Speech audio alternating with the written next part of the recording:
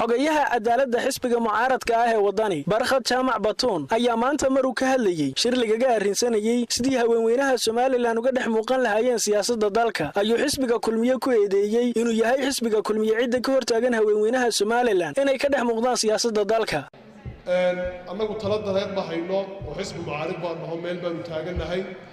cidda midida daabkeeda haysa maanta ee talada dalka haysta waa xukuumadda kulmiye mas'uuliyiintu inay nagala joogaan xaqiinii iyo xuquuqdiinii iyo xurmadiinii aad ka laadihiin aad raadinaysaan ciddu focus ku haysta waa iyaga baarlamankana iyaga haysta guurtidana iyaga haysta madaxtooyadana iyaga haysta maxkamadana iyaga haysta ciidanka iyaga haysta dalkaba iyaga haysta marka kuwa la doonaya inay xaqiina ay siiyaan waa qolada annagu ka xisbi ahaan way naga go'an tahay golayaasha deegaanka iyo baarlamanka in dumarka la soo shaqo kuraas mucayn oo qurux badan la siiyo sharafkana loo tahay fihimina waa xisbiga wadan gabadhii fihimay marka taankiisa marka fihimi xuquuqdeeda maayirnimo kuma laha xisbiga wadani baa tahay kuma laha laakiin dowladda kulmiye tii horiya tamba dadka kartida lama jecla waxay diidan yihiin dadka kartida leh muuqda ee fihimikooda ka tahay sababta loogu diidan yahayna waa sidaas waa kartiya maaha xisbigada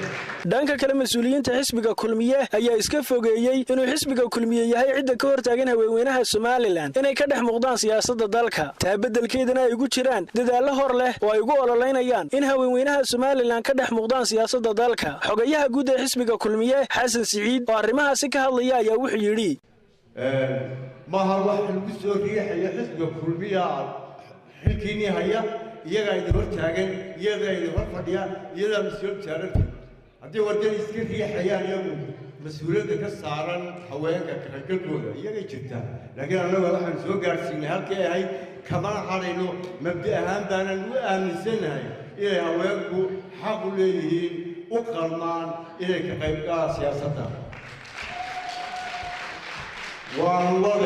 وان حكومة هاي حسبي هامبا الحياة كاس كبدو برلمانك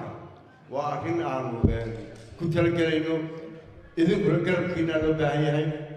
وحكرنا لو بهاي هاي دبعتوي بدو إسكتشران إنه عن دين تنا يا عقيدة الإسلام كل حد بين حقوق الدستور كنا سيها وياك حقوق الدين كنا سيسي وكأن البرلمان كقيب قرانية الحكومة كقيب قرانية أنا جيت سكور تاجرين إنه هو واجبات كجذرينا وحين كنت لقينا إيه هو كعدالة فالله وايد ده وحين كم بين مجتمع سوالنا إيه نسينه محمد دار إسماعيل حاشي تلفزيون كعالمي جاه بولشو مقالة هرجيسة